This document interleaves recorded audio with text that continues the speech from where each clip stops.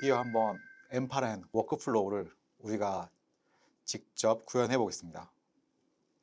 그러면 먼저 앞서 시나리오 설명이랑 우리가 엠파렌을 지금 처음 마주했으니까 기초를 살펴보고 가도록 하겠습니다.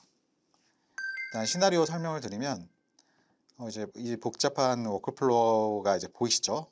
사실 뜯어보면 그렇게 복잡하지는 않습니다. 일단 우리가 테크 사이트 4개의 RSS 피드를 받아가지고 거기에서 최신 탑3만 가져오는 겁니다. 이제 RSS 피드라는 게 이제 어떤 특정 사이트에서 어떤 컨텐츠가 발행을 하면 그거를 받아올 수 있는 형태라고 생각하시면 되고요. 이렇게 해서 테크 사이트에 RSS 피드를 해서 어떤 뉴스 아티클 같은 거를 최신 탑3만 가져오는 거고요.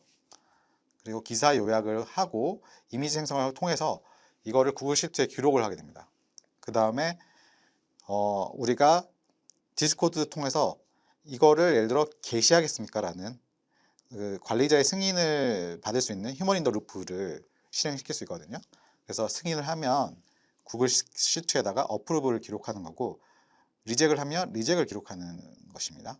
하지만 실제 X에다가 지금 우리 SNS 중에 X를 예를 들어 가정한 건데요. X에다 포스트는 하지 않을 상황입니다. 원래는 컨텐츠를 모으는 행위하고 이거를 푸시하는 행위는 사실은 완전히 다른 워크플로우로 보통 하는 게 좋거든요. 저는 지금 다 하나에 들어있는 상황이고, 그리고 포스트라든가 어떤 게시를 할 때 제일 안전적인 게 디스코드라든가 텔레그램 같은 메신저에다가는 우리가 사실 계속 이런 메시지를 보내도 상관없지만 X라든가 인스타그램이나 링크드인 같은 경우는 이걸 자동화로 계속 그 포스트를 하면 위험한 거거든요. 그래서 제가 말씀드리면 자동화를 그래서 과하게 하면 그 어카운트를 밴을 당할 수가 있습니다.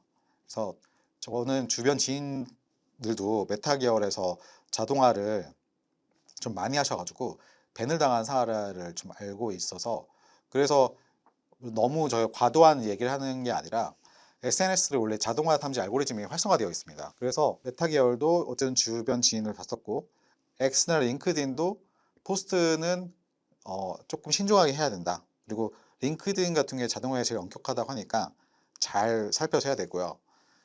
특히 이런 댓글을 과도하게 달거나 이모지를 남기거나 DM을 마구마구 이렇게 라이트 행위, 특히 그러니까 쓰는 행위를 많이 하게 되는 게 특히 문제고요. 단순하게 DM이나 커멘트를 리드하는 거는 큰 문제가 전혀 안 됩니다. 그리고 단순하게 포스트하는 거를 뭐 하루에 한두 차례 이렇게 하는 거는 사실 대량 포스트가 아니기 때문에 전혀 문제 없다가 저는 들은 것 같아요. 아무튼 그래서 이런 게시 행위는 하루에 너무 많이 하지 않도록 하는 게 좋을 것 같습니다.